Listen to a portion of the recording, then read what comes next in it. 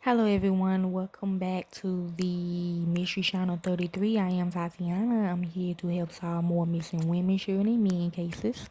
I'm here to break the codes if I see any. I'm here to see where their bodies are located if they know. And I'm also here to see if they alive, deceased, body, suited, change anything to see your missing identity. Y'all already should know who's involved, so let's begin. My subscriber said do articles instead, and I said okay. Now I seen this on TV. Okay, I was passing by, I seen this on TV.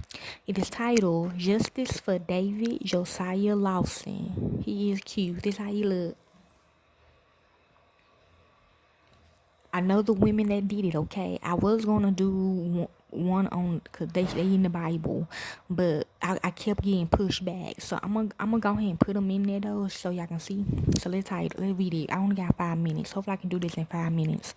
On April the 15th, 2017, my son, a black ASU student leader, yes they was, David Josiah Lawson, was blinded by mace and then stabbed to death in Arcata, California at a party after he and his friends were falsely accused of stealing a cell phone that were later found. They do that with a lot of people. They do that with my daughter Kia.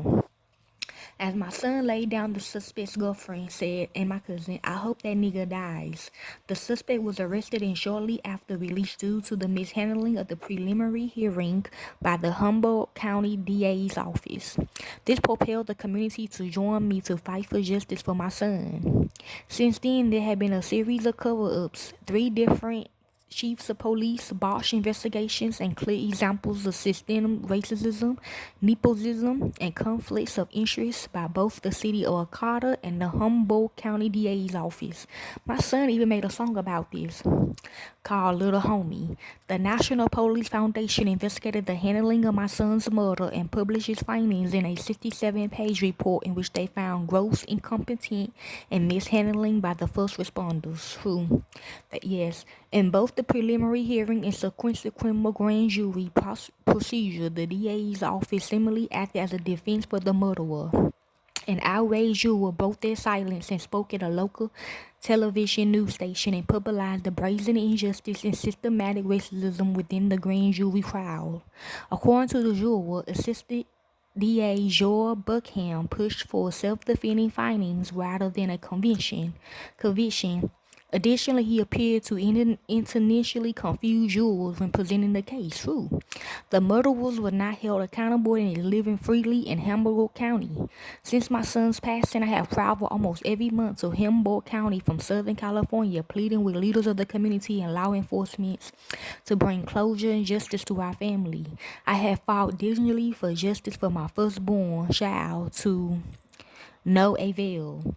Although my heart is broken and the grief is compounded by the failure of Humboldt judicial system to bring justice to my family, I have given back to the community of Humboldt County in honor of my son, who, my family, community members, and I formed the Justice for Josiah J Committee. We held marches, rally, monthly visuals, annual celebrations of life, supported local businesses, artists, fed the public, and worked alongside other community organizations and stood in solidarity with other civil rights and social justice movements. Not the real family. The real family is doing it now, okay? Cause they just now, not this fake person. You can show y'all who she is. We have held annual coat drives for those in need and establishing David Josiah Lawson Scholarship alongside the Eureka branch of the NAACP. I am relentlessly fighting for justice for my son. This fight is not only for my son, but for all people of color in Humboldt County who have been marginalized and who have fallen victim of a broken system, a system of systematic racism, marginalization, and unfairness, which have been historical within the 74% white community for too long. Who I heard about, they say it's a white man though. DJ was a passionate leader, he sang no, and visionary, who he sought to improve the lives of all he touched and desired a career in public service.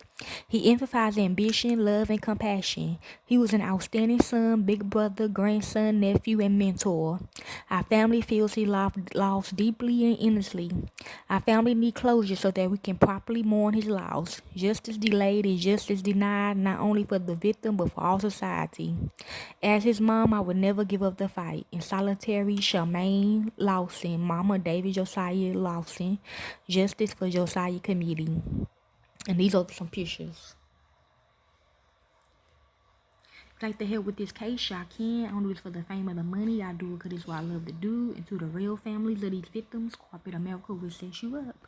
Thank you, peace, and be safe.